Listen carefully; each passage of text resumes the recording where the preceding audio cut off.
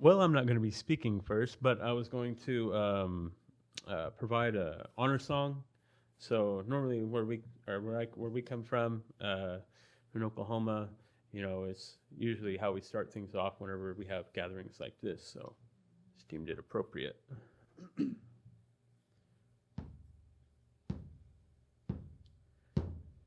Hey, hey, hey, yo, hey, hey, yeah, yo, hey, hey, yo, hey, yo, hey, yo, hey, yo,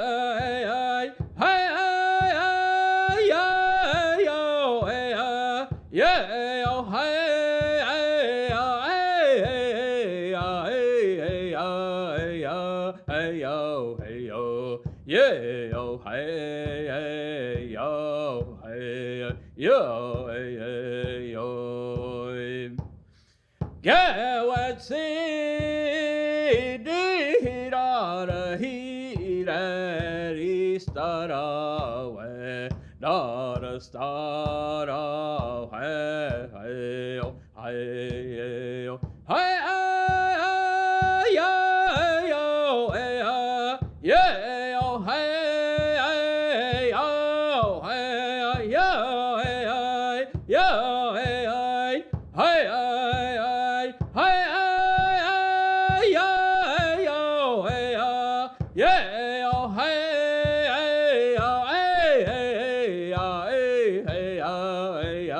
hey, yo, hey, yo, hey, yo, yeah, yo, hey, yo, hey, yo, hey, yo, hey, yo. Get what see, did our heat, the star away, not a star away, hey, hey. So, aho Yahweh. So I te paki neolani koke, Nila Miamia, Wainswani, Pikola Katisata, Danny Tipman. So I greeted you in Miami. I said, hello, it's good to see you all. I am Miami, and they call me Danny Tipman. We're going to talk about a few things. and when I speak tonight, I'm not representing my tribe, I'm representing myself, okay?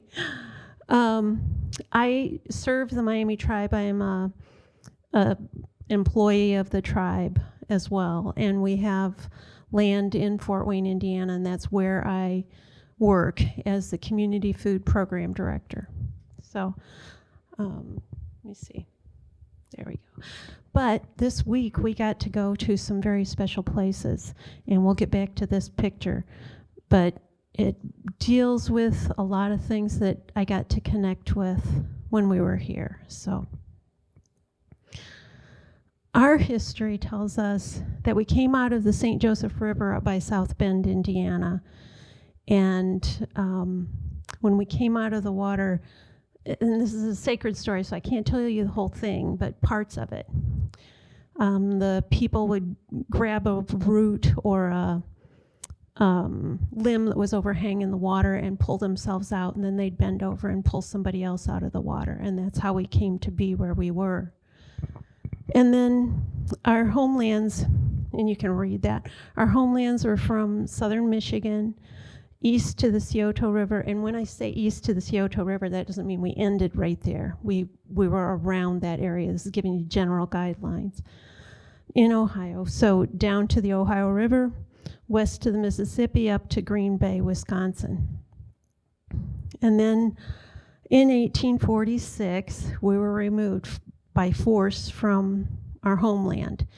And we were put on canal boats and taken to Kansas. And then that land got too valuable, and we were removed again. About 20 years later, we were removed to Kansas, or from Kansas to Oklahoma. The people who were removed got to keep their citizenship, but the ones who stayed in citizenship to the tribe, but the ones who stayed in Kansas had to give that up. So it tells you the struggles that we've been. We're we're a group in diaspora. We're not in our homelands anymore, but we're making Oklahoma our homelands. So today we talk about Oklahoma, Kansas, and all the other areas that we talked about as our homelands. The tribal government is in Miami, and they say Miami in Oklahoma, though. We're in the extreme northeast corner, and we share that area with about 13 other tribes, I think it is. There are over 7,000 people who are citizens of the Miami Tribe of Oklahoma. We're in every state except, I think, Rhode Island, and in many countries too. But we have about 1,200 people in Indiana. And these are some of my direct antecedents. So you can see my great-grandfather, his son, my grandfather, my mother, and then those are some of my kids. I have 10 children, and we're working on grandbaby number 36 in December. So so we are still here is my point, you know. Grandpa served in World War I, and Mom's brother served in World War II, and my son served in Iraq. We love this country and are willing to die for it, but it also did some horrible things to us. So I told you I'm the Community Food Program Director for our tribe in Fort Wayne, and that means that I get to teach our people how to become not just food sufficient, but self-sufficient. And that's a group of people who are learning in the garden with me. And just this week, I had a young boy who's in 8th grade call me, and he's texted me this photo down at the bottom. He grew out our white corn. And that just gives me thrills that, you know, these are children who want to be a part of the tribe and know what it is. This is our white corn. It's been handed down from mother to daughter for generations. And it's a flour corn. That means it grinds real easily. It has no dents. It's only 8 rows around. And usually the stalks are about 15 feet tall. So we were just really proud that this young man could do that for us. And we get to do more than just gardening. So part of it is making baskets. And what I'm doing there is basswood, which is what we have. This is basswood that came from a tree. And then we make baskets too. But let me show you some other pictures here. So these are elm bark baskets. And the middle one is, it can hold about 40 pounds of sugar, which was maple sugar is what they were made for originally, some of them, and storage. They're very strong. I have a friend who he'll stand on his when he doesn't have a step stool around. So the different shapes, we have, this is a berry basket, and you would put this part, which is made of basswood, over your neck, and then you could pick with 2 hands into the basket. We have smaller ones. This is what we are having to do now because the elm bark is harder to come by, and it is a native tree. We're starting to use invasive trees. This one is a buckthorn tree, and I've used rose, multiflora rose for the rim, and then I used some leaves for the binding on it. But these baskets are the traditional ones are elm bark. They're elm bark lashings, and then basswood for the cordage on it. So we try to keep those for our people, and we sell the ones that are from invasives. So it does give the invasives something to do, and then we ask them to leave. So Oh, and you can see this one has a little snake on it, but it is more of an art than a one that we're going to use too much. So the other kind of basket that we make, which is a very traditional basket, is this. This is our rice basket. This is a winnower. And to do rice, wild rice, I have to show you some of those. Let me see.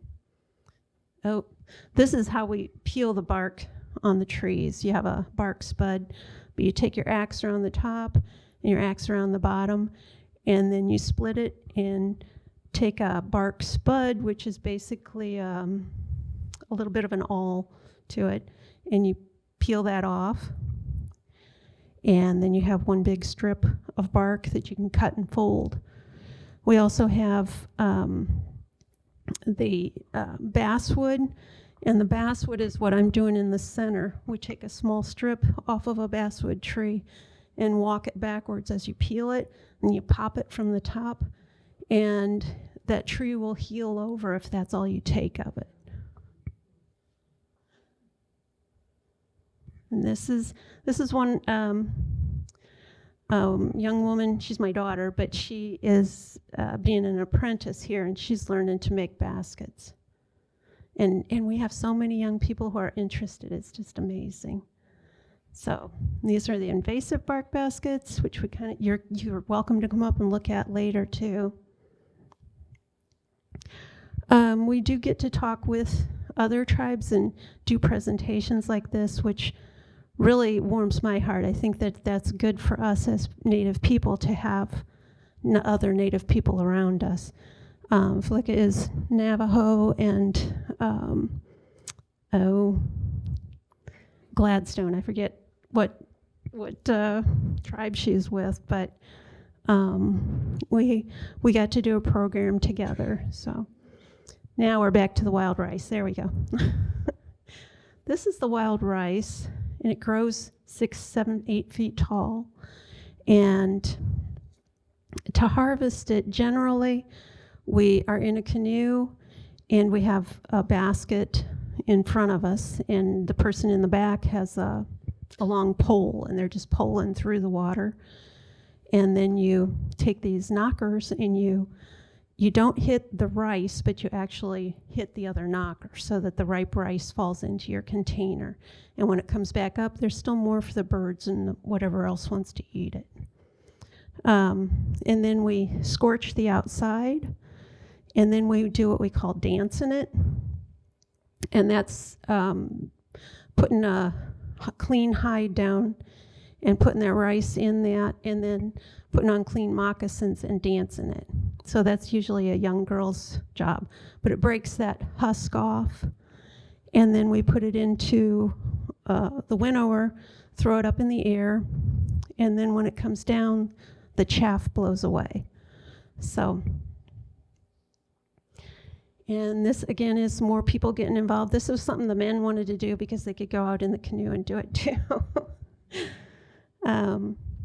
But we have a 4-year-old and one of our committee members too, who came from Oklahoma out to Indiana to do this. And I have to tell you the story. This young man in the center here with the beard, he and I had been kind of babying this little, 4 or 10 rice plants. We knew where they were, and it wasn't even on Indiana's radar. They didn't even think that it existed. They didn't have it on endangered species list, nothing. He called me one day and he said, "Oh, Danny, I was out in my canoe and I saw 5 out in this river." And he said, "I went a little further and I saw 15. He said, "I went a little further and there was like 50. He said, "I turned the bend in the river and there was 2 acres of it." I was like, "Oh my goodness." So I right away went and got my permit to harvest as a Native person, and that was how we got it back. And I went and harvested this year again. There was 30 acres. So, but this is, I love that picture of all of our hands in there cleaning it. And then this is what we make out of it. And this is one of our traditional squash seeds too. So we are bringing back our foods as well. This is a truck full of cattails. And we are starting to be able to have our young people learn how to make cattail mats. And I love this photo because the tribe is building a new building. And you can see those materials in the back. The rafters are coming in. But this young man in front here is taking those cattail leaves and sewing them into what will become the sides of a wigwam. So it's amazing. And those are the cattail mats. He was very proud of his, and I don't blame him. He did really well. And now back to that site. And when we went to this site, this was the, Hopeton site, and we had hiked out to the lookout point. And I sat on those rocks and was looking out there, and there was this beautiful voice singing our native language here behind me. And there was like a veil that lifted, that there was this connection that was deep within me to that land, and it was amazing. I encourage everybody to go out there and to look at these sites and really feel what's there, because it's not something I could talk about.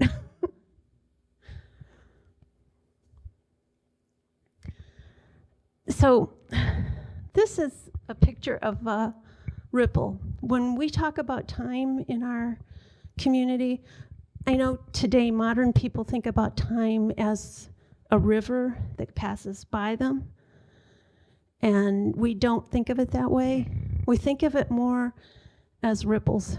So that might be just a little ripple, something happened little, maybe my aunt got married. It causes ripples, right?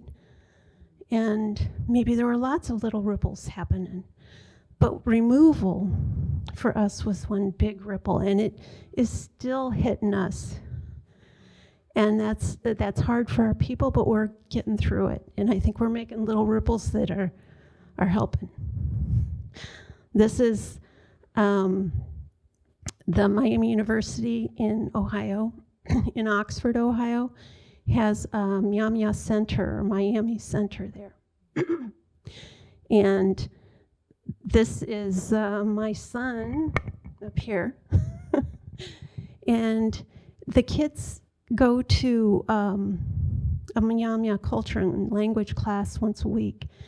And it enforces what they are learning, and they take it home, and it gets reinforced there.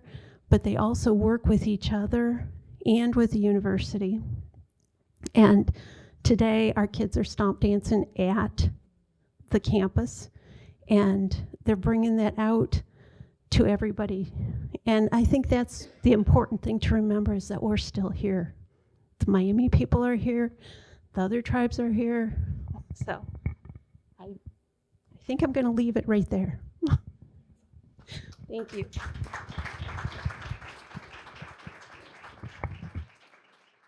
My talk's going to be just a little bit different than that. Cope Travis Mamade, ain't got tape cope, need dog, Mamade take a topo, go. Oklahoma Gak, Oklahoma Gak, Seneca Cayuga, Wanda, go, do. So my name is speaking to you in the Kiowa language, but I am a Seneca Cayuga, I'm Wyandotte, and then I'm Kiowa on my father's side. I grew up in Oklahoma, born and raised, never been anywhere else except for a couple years when I went to school in Arizona. So as you can see here, that is my Wyandotte name, Sri Awas, which translates to my great-grandmother deemed it necessary for me to have the name Can't Find the Deer. I don't know why, but that's just what it translates to. And but I'm enrolled in Seneca Cayuga, but I have a Wyandotte name. So a lot of you all may know or may not know that, you know, the Kiowa or the Seneca Cayuga and the Wyandotte people were once here in Ohio. So we're one of the removed tribes from this area. I've never been to Ohio. This is my very first time here. So, it's kind of homecoming in a way for me to come back here, whenever I touched down and, was walking through some of these sites that, we were able to visit and everything. And, I was letting, my friends here know that, this is, it's kind of one of those things I just, just think about it, this is the site, where our ancestors, walked at one point in time, we're able to, make the same journey and the same walk, that they did whenever, we were here, And so that's just kind of an introduction of who I am. So I'm just going to go into the next slide here. This here, I always want to start off on my Seneca Cayuga side, my great-grandmother, Hazel. And she was our matriarch to our tribe and to our family. And she was what we call in our tribe a faith keeper. So on our tribe, we have a north side and we have the south side. And each side, they have different clans that they represent. So I belong to Dewaho, which is the Deer clan. Our clans are passed down through our mothers. So since I'm a male, I can't pass the clan down to my kids. So my grandmother here, my great-grandmother, well, we just called her our grandma. Everyone just called her grandma. It wasn't like great or great-great or anything like that, So she's the one that named me. We actually went up to Canada back in 2001, and then there was a gathering there in this small little place called Osasani, which I guess way back in the day, way long time ago, there was it was a site for where the Wyandots, it was a big encampment, they all stayed there, and there was a repatriation effort that happened where they got a lot of bones that were in the museum and somewhere in Ontario, and then they were able to get those remains back and take them back to the site in Osasani. And so all the Wyandots were invited from all the different parts of the United States and also into Canada. There's a small Wyandotte community in Wendake, Quebec, where they speak French. And then there's a band of Wyandottes that were in Anderden, up near Michigan. I was just telling my new friends over there, Chris and Reba, about that. This when we were just chopping it up for a minute. And so there was a group there. And then there was a Wyandotte group in Kansas, and then us in Oklahoma. So they invited my grandma to come up and be the representative for our people there, and I just kind of jumped in the car and invited myself. And so, we went up there, and my cousin went with us. He was our driver, and she felt like that was the place, where I would, get my name. You can get your name at any point in time, but I was 18 at the time, and so I lived that long without having one. And she was like, I want you to have it here. I want you to get named right here. And so my cousin, he did the ceremony. There's a song that takes place, and then afterwards, then you receive your name. And so I was like the first one to get my Wyandotte name in Wyandotte traditional homeland within like the first person with like 300 or 400 years. That's how long it's been since that place was occupied or had any kind of ceremony or anything done there.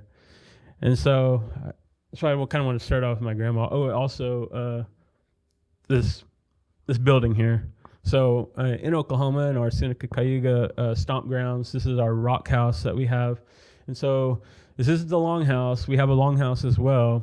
I don't know if you all know what a longhouse is. Anybody know what a longhouse is? Okay, I see a couple hands shaking. Okay, cool.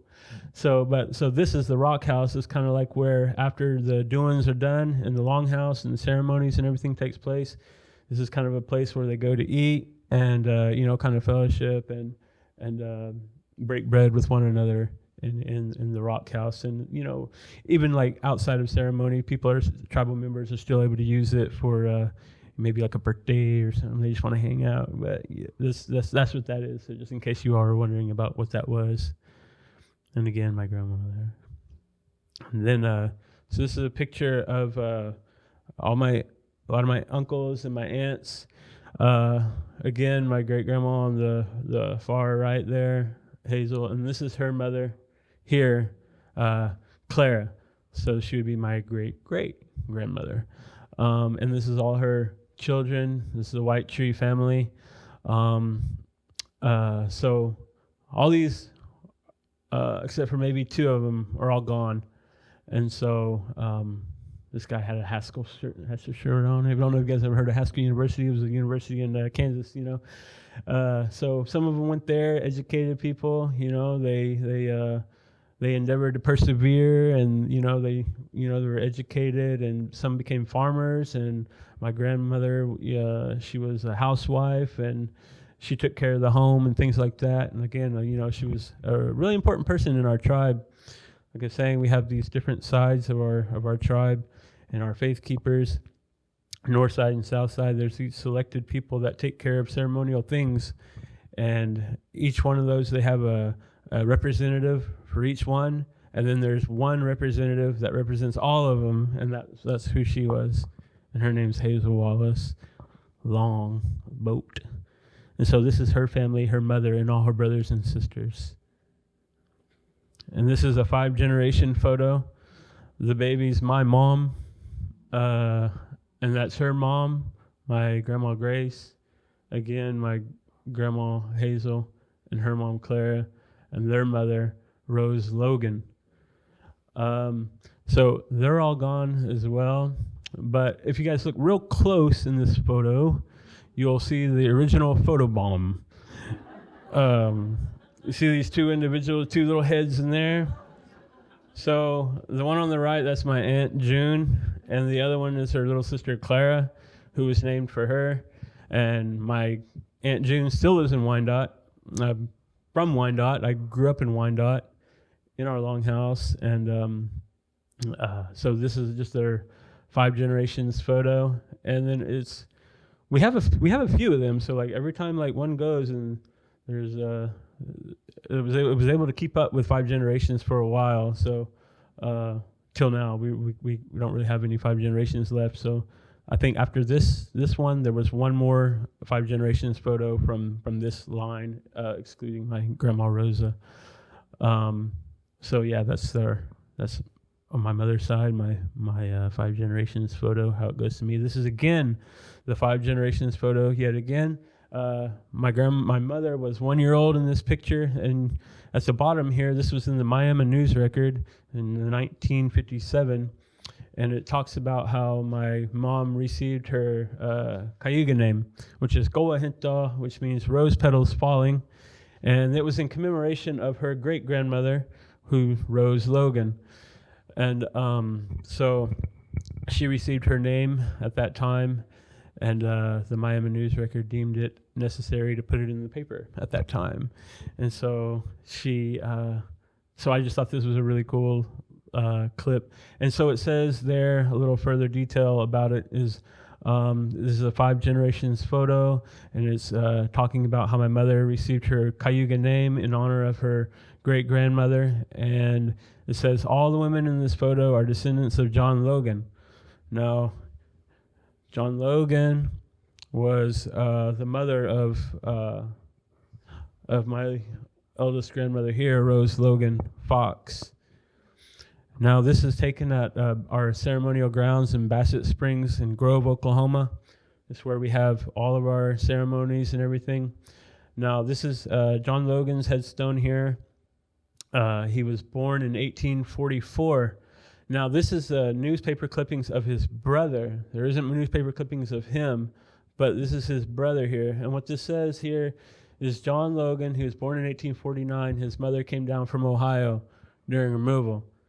So, and further goes into it, his mother came down. It says here that she was Seneca, but we know she wasn't Seneca, she was Cayuga. In our tribe now, we're combined as Seneca Cayuga people. So like a lot of people, they would just say, oh, they're Seneca. But our family was really Cayuga and Wyandotte. And so he says his mother came down. She was, the family was living in New York, because that's where the tribe was at the time, up in the state of New York, the Senecas, the Cayugas, and them. And then whenever she was a little girl, his mother, whenever she was a little girl, they moved down to Ohio, and then the mother came down to Oklahoma during removal time. So again, that's just a clipping of his brothers, but it just kind of shows you that it's the same mother. So it talks about how that we came down from Ohio initially with our Seneca and Cayuga people, and ended up in the northeast corner of Oklahoma, where our families still live today. We still occupy that area. This is a man named Shikalami. He was the father of John Logan, not the John Logan that was previously on there, but there was another one. He had a son named John and James. So those two names that you saw on there, they're named after his sons. So this was kind of this is a drawing, obviously, because this man was born in the 1600s. And he passed away in the 1700s. But he wasn't really a chief, but he was kind of like a representative of the Haudenosaunee people, as kind of like a spokesperson. And he was in Pennsylvania, and so he lived and died in Pennsylvania. And again, so he's kind of like, it's the furthest back that I can trace my Cayuga relation was back to this gentleman here, Shikalami, who is from Pennsylvania. And so there's a lot of different places in Pennsylvania that bear his name, specifically around Sunbury, things like that. So this is as far back as I can go. He married a Cayuga woman. And so he was actually Oneida, but like whenever like the Cayuga people were matrilineal, so we follow our mother's clan, which is what I was saying earlier, I can't pass on my clan. So since he married a Cayuga woman, everything became Cayuga for us. So that's how, we follow that. So way back I'm Oneida, but I don't say I'm Oneida, I say, I follow my mother's side. And this is my father's side, where I'm Kiowa. This is another 5 generations photo as well. I was telling my friends earlier about this woman on the far left. That's my 3-time great-grandmother. She was a captive. She was a Kiowa captive. The Kiowas went down on a war party in Chihuahua, Mexico in the early 1800s. And they brought her and her sister back up to the Kiowa camp. Her sister tried to run away in the night. She was trying to escape back to Mexico, but she got picked up by a band of Comanches. And she was raised up as a Comanche, and my great-great-grandmother here was raised up as a Kiowa. This is a 5 generations photo. This is her daughter. Her name's Kita Amki, which means throwing it down. And she got that name by, I guess there was like an enemy war party coming into the camp, and all she had was her, it literally translates to threw her son at him. And so like she, I guess like the enemy was coming in, she had her cradle board, and she threw it at the enemy. So her name became Kita Amki, throwing it down. And that's her son up there standing, and that's Mama Day. That's where I get my name from, and that's our family's surname now. So originally that was his only name, and Christian missionaries came in and they said, "You're now John Mama Day," and then now we're all Mama Days now. And that's his daughter Clara, and then that's her son Marlon Aitson. And again, so I still have land and reside on that area too. It was our allotted land that they allotted my great-grandfather here in southwest Oklahoma. These are my paternal grandparents. This is one on the right. That's my grandpa Ralph Mama Day. His father was the one before that, and that's my grandmother Gladys DuPoint. Both come from chiefs. They were both full-blood Kiowa people, Kiowa-speaking people. And my grandfather was a World War II veteran. He flew in over a glider past enemy lines, behind enemy lines, and the only way to get out was, you probably know the rest. So he was really decorated and things like that for his war deeds. And my daughter, she has the name Adolkat Oima, which translates to kills a lot of enemies. And the reason why she has that name is because of the war deeds that my grandfather did, which is in our way, like a lot of our women take names of war deeds done by a male relative, because in our way, a Kiowa person, gentleman or man or warrior, doesn't brag about themselves, so they have someone else do it for them. And this is Red Otter. This is where I come from as well. So he's the grandfather of my grandmother there. Oh, my grandmother's grandfather. This is who this is, Red Otter, Alpangul. And he was a member of this society called the Koisanko, which is the 10 bravest of the tribe. So they were a certain group of individuals that would have this rope kind of tied around them, and then on the end would be a loop, and they would have a spear. And so whenever they went off to battle, they would stake themselves down to the ground, and they weren't allowed to move from that spot until either they were died in battle, or one of their friends came and took it out of the ground for them to go away, or to if the enemy was defeated. But they were only called upon whenever they wanted total decimation for someone else. So he was a member of that society, and so I descend from him too. And then this is me just a couple of days ago at the museum, representing our Seneca Cayuga and our Wyandotte people, and it was really cool to see. I walked through there and I was like, "Ooh, cool! Our flags are in here." And they all say "of Oklahoma, of Oklahoma, of Oklahoma, of Oklahoma." When initially, we're from here. We're from Ohio. We're from Canada. We're from these different parts of the United States. But we were removed. And, we tried our best to make Oklahoma our home. And so a lot of us, we call it home still. They have a different story than me, because in them, they were moved twice, I was fortunate to be in Oklahoma around Seneca Cayuga people and Wyandotte people. And my friends here have to live apart from their tribes for the most part. And this is my family here. This is my son and my daughter. Derek and Allison Ekada Oima, and Derek, he doesn't have a Kiowa name yet or a Cayuga name yet. My mother wanted to give my daughter the name Kowa Hinta before she passed away, so we still need to do that for her. And then this, my sidekick, Rainey, there in the middle. We go camping every weekend, and she's hanging out by the fire. And that's my companion, Misty Star. She's Dene Navajo from Chinle, Arizona, the center of the Navajo reservation, as she says. She thinks she's all that. So that's them. And then let's get to the real good stuff. This is my artwork. I'm a painter.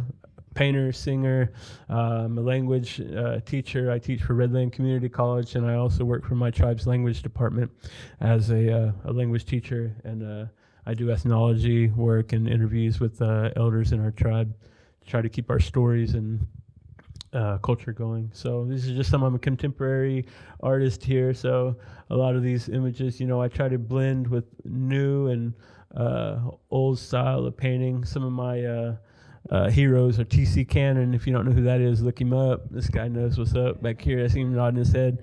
T.C. Cannon, he's really instrumental, and you can notice some of his style in my work as well. And so here's some more of my work. This one here is whenever I left Chinle, and I was staying out there for 2 years. And you see these old couples, these old Navajo couples, and they always dress really nice, and all the time, even if they're going to like Walmart or something or Kroger, they'd really deck themselves out, in the finest, and it didn't matter where they were going. So this kind of like, I kind of painted something that was, reminded me of that. And then these ladies over the left, sometimes I paint a lot. Lately, I've been painting a lot of women and elder women and things like that. So this is a depiction of an old society that we used to have within our tribe that is no longer in existence, called the Old Calf Women, and they were real secretive society too. And it was said like they were so secretive that even the people and the members of the tribes didn't even really know what they were doing or what they were up to. So I kind of painted them, although I didn't know too much about them, or my depiction of them anyway. And so Yahweh Tijame Aho. This is me actually singing at one of the Great Circle a couple of days ago. So I was able to sing an honor song in remembrance of the people, and as Glenna Wallace would say, the ancestors of our ancestors. So that's it for me. So Aho.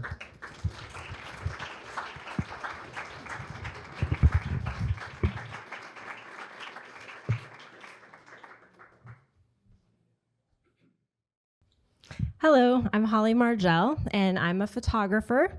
I am a member of the Eastern Shawnee Tribe of Oklahoma, and I was born and raised in Seattle, Washington. So I'm excited to be here.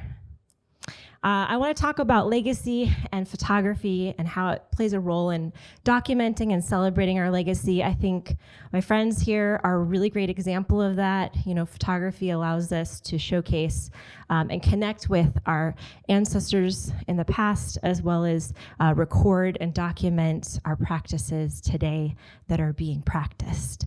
So here I am with our youngest kid, Iris, and we had just attended our tribal powwow in Oklahoma, right near Wyandotte. And we have signs all around our complexes, the way our reservation was laid out. Some of it is in Oklahoma, and some of it is in Missouri, just over the border. So the signs are really helpful, especially when you're visiting once a year like we do for powwow. On this sign in the blue, it says Hatito, and that's how I would say hello or greet you. It also has been abbreviated to just Hato or Aho, like Travis included in his slide as well. So this is my family, and these are the people, my motivation for why I'm here today. And this is also a great example of what I do with photography. So this is called a composite. I took individual portraits of all of us and put them together using Photoshop. There's no way that I could ever imagine doing this in real life. My husband, Casey, is there. I'm in the red. Our son, Cooper, our daughter, Iris, and our 2 cats are a huge part of our family. They're the babies of the family. All right, we're going to go back in time and explain why my connection to this territory and coming to you today.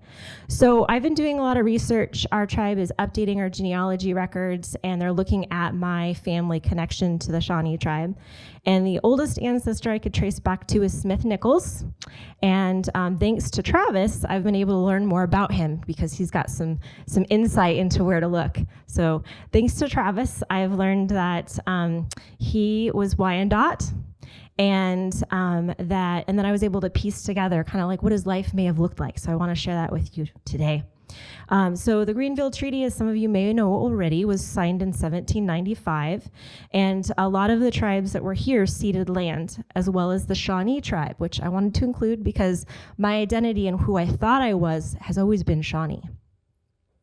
So Smith Nichols was born on Christmas Day, 1828. That's not far from that first treaty of Greenville being signed. So he was born in a time of great change and great probably turmoil and hard decisions that people were making, and also assimilation. And then Ohio, of course, became a state in 1803. The Wyandotte, I'm corrected now, they were not the last tribe to leave Ohio. It's actually the Miami. So I'm learning as I go, even during this trip. So they were removed when he was about 15 years old. They were removed, and that is where he lived. And he was actually married 4 times. Illness and other things caused the deaths of his wives. His second wife, Margaret Bearskin, also Wyandotte, they had William Nichols, and he was born in 1863 there in Oklahoma. William went on to marry Mary Jane Flint. She is why I am Eastern Shawnee. Together, they had a son. His name was Levi Nichols, so he's my great-grandfather, and he was born on the Shawnee Reservation in 1885.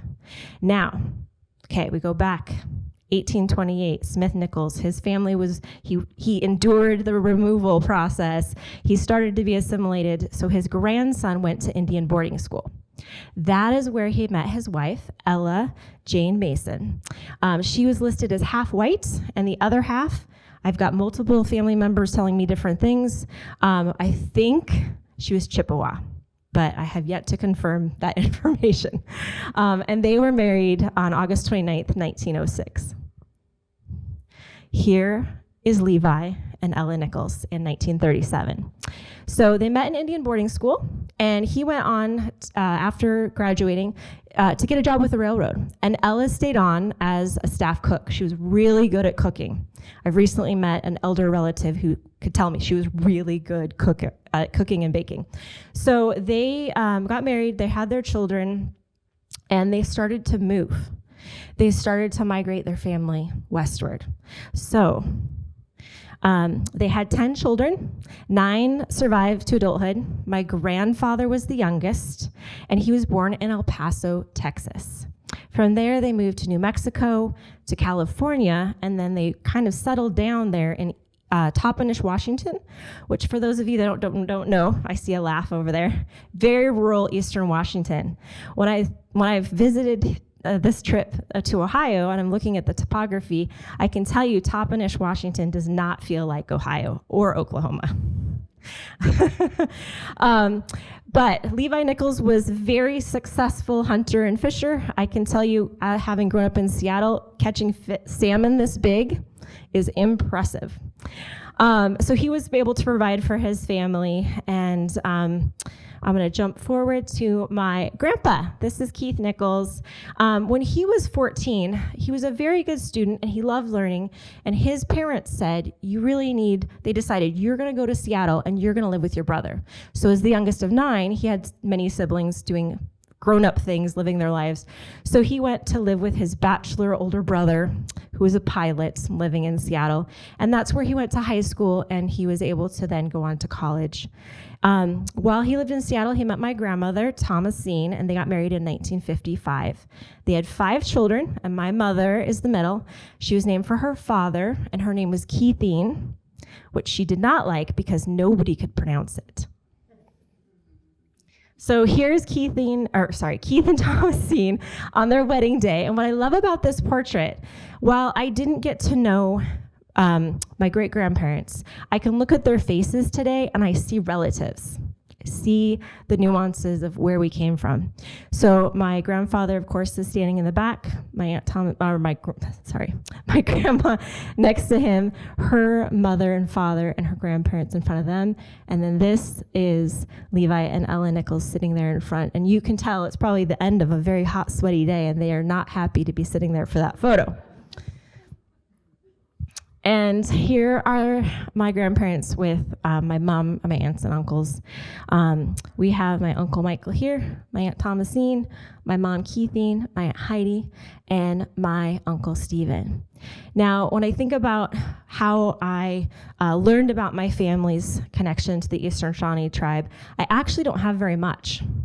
I don't have the same connection that my friends here do. I do have stories that I remember my grandfather telling me. Now, he passed away when I was 13, so I don't remember a whole lot. I remember he was a good cook. I remember the kitchen always smelled good when he was cooking. But the stories that I can remember of him talking about being an Indian were twofold. They were either a lot of pride because we were related to Tecumseh, fierce warrior, very famous, or they were not. He told the story of being unfriended before Facebook, before the click of social media buttons. He told me about how when he went to school, first grade, he had these friends, they had made up a game, they were gonna play it the next day. He went to school and they were like, we can't talk to you anymore. You're from an Indian family. So I think that he had grown up in a lot of inner turmoil of his identity. So there were no traditional practices. We just knew that this is where he came from. And it wasn't until he passed that his older brother, Theodore, who he had lived with and was, kind of brought up from, Theodore really made an effort to spend time with his grandnephews and nieces, and he really informed us about our heritage. So I'm very grateful to Great Uncle Theodore. Okay, I believe that photography allows me to explore and celebrate our people, our place, and our purpose. You could see that from the previous presentations. It can showcase the work people are doing, tie them to their people, make the names on that genealogy list come alive.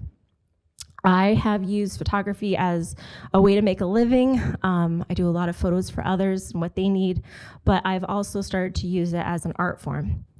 And so with that, I want to acknowledge that my grandpa, Keith Nichols, is a huge reason why I became a photographer. He was the family photographer growing up. And when I took my first class in high school, I was able to use one of his cameras. And as you can see, the selfie is not new. So I created this photo. It's great that Danny brought this up. I created this a year ago after attending powwow. I was thinking a lot about my heritage and how much of our traditions and practices are lost, our family doesn't have. And I'm grateful for the things that have endured and that I can go back and visit my tribal powwow and learn from the people there. And I'm wearing a traditional shawl. This is a digital photograph, but I treated it as if it were film. There's no retouching. And I really did think about my ancestors when I took this photo, and I used a remote so that I could stand there with the shawl and hide it. And then this photo I called it Heritage Lines. So I thought a lot about, our background and how we are a culmination of our ancestors and everything that they lived through and who they were. And what I decided to do was to depict through that red yarn 3 generations. And I chose 3 generations because 3 generations are what I experience in my lifetime of relationships and community. And so I have my father's side, my mother's side, and then the connection of them all I'm holding, I feel like my heart. They're all in my heart and make me who I am today. And then I also made this in support of missing and murdered Indigenous women. And I also want to acknowledge that there's far more than just the women that are missing, murdered. There's also Two-Spirit people and children and youths as well.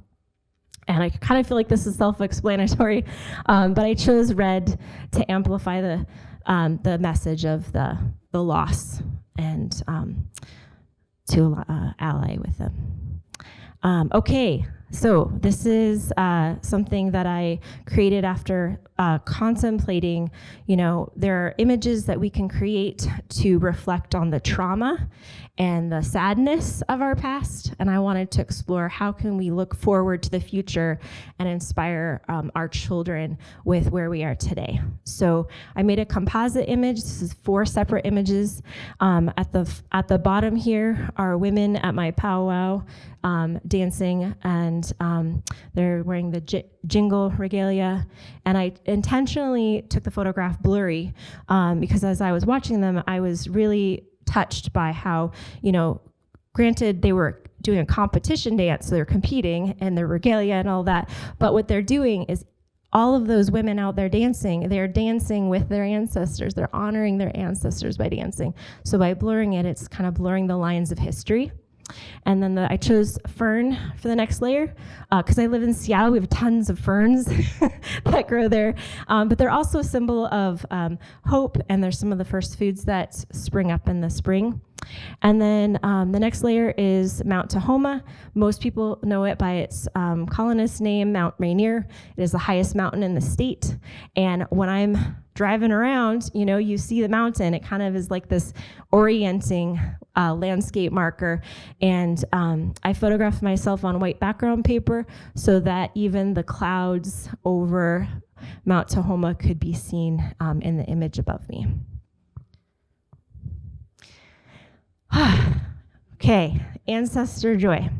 So I thought a lot about the many parts that make me who I am today. I'm not just Eastern Shawnee. I am also descendants of Norwegian immigrants and Yugoslavian immigrants. So my 3 main categories are those 2 plus Eastern Shawnee, and then a little sprinkling of some other things, a little British, a little Irish, And I thought, what do they all have in common? So I looked at all of their flags, and all of those flags include red, white, and blue, which is the American flag as well. And so I chose those as my colors, and I chose to have a little fun, get a little playful, and I made those long braids out of corkscrew willow. I hung them up and braided them and then mounted them because, as you can tell, my hair is not that long. And then I chose this necklace that I'm wearing today. It was a gift to me from a Coeur d'Alene elder, and it's just so beautiful and meaningful because it was a gift, but also I live in the Pacific Northwest. There are many tribes here, and it's really nice to have a connection to an elder from where I live. And I'm just so grateful to be here, and I'm grateful to the Great Circle Alliance for bringing me because I've learned so much, and I look forward to continue to learn from my friends And I'm just starting to learn some of the Shawnee language, so I'm going to say this the best that I can, but it might not be accurate. And how we say thank you is Niawe. So thank you.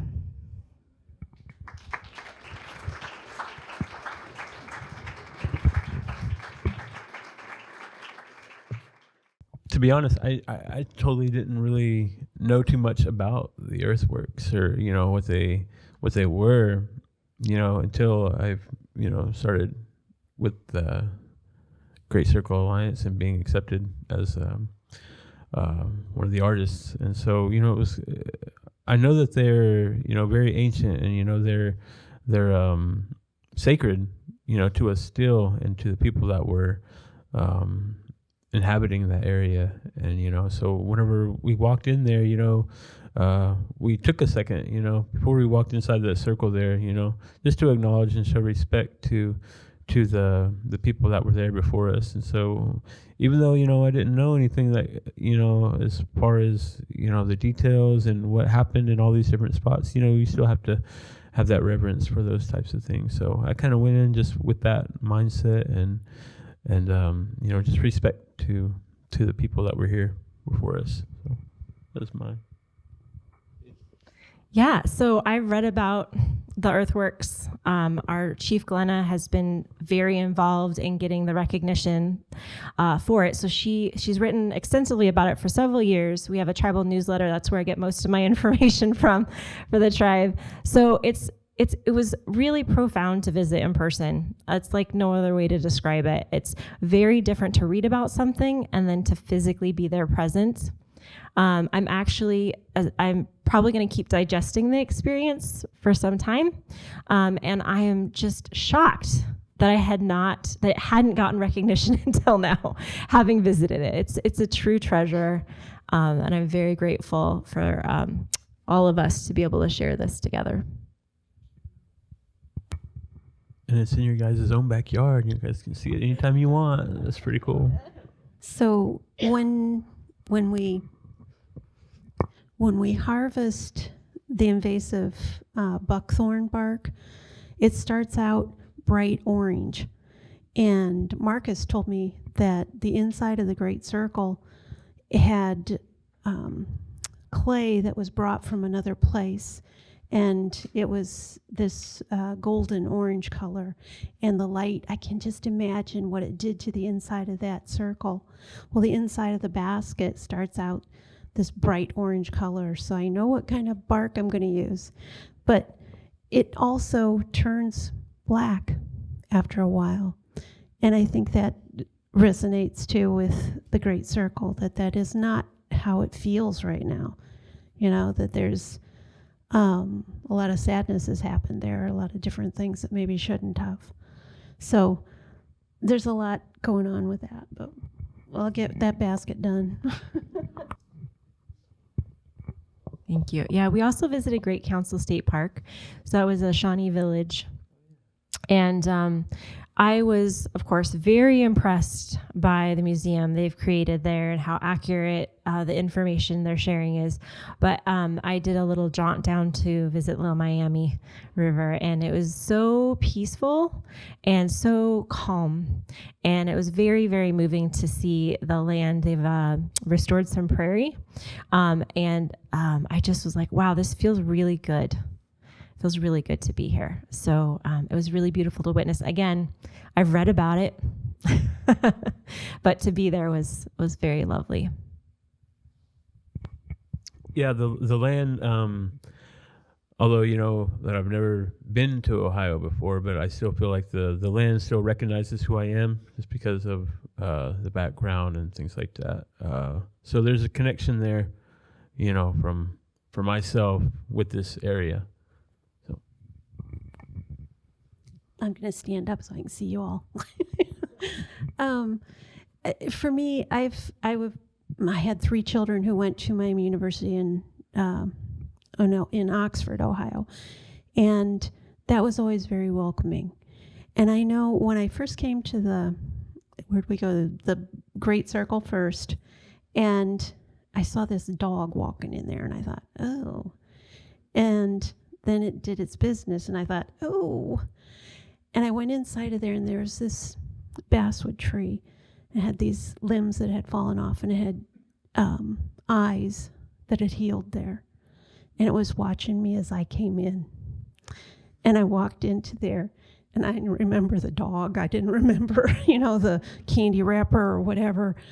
I was paying attention to the land and how the people had taken care of it for so many years. And thank you as Ohioans for doing that. I think that that's a really special place that we all need to come to and feel what's there. And I don't know if I answered the question at all. Okay. As Native people, I think we play the long game. We have to. We've tried rage. We tried so many things that we just have to keep trying. I think I know that's for me what it is, that our people have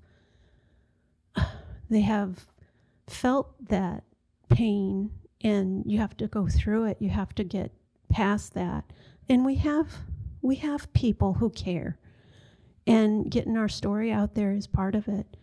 That's part of why I'm here, at least, is to let people understand what our people went through and to be able to go through a little bit of it because of how we talk about it.